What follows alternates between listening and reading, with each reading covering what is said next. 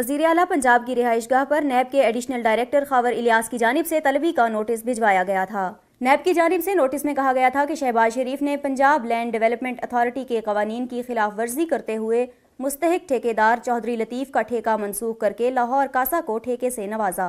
जिससे खजाने को 19 करोड़ 30 लाख रुपए का नुकसान पहुंचा, जबकि आशियाना इकबाल का ठेका LDA को देने के कौमी खजाने को 71 करोड़ 50 लाख रुपए का नुकसान पहुंचा। वज़ीर आला पंजाब ने कंसल्टेंसी की मद में इंजीनियरिंग सर्विस पंजाब को 19 करोड़ 20 लाख की मंजूरी दी, जबकि नेस्पाक ने कंसल्टेंसी की तखमीना 3 करोड़ 50 लाख रुपए लगवाया था। वज़ीर आला पंजाब शहबाज शरीफ कानूनी माहिरीन से मुशावरत के बाद नैब की तफ्तीशी टीम के सामने पेश हो गए, जहां इनसे 1.5 घंटे तक पूछगछ की गई।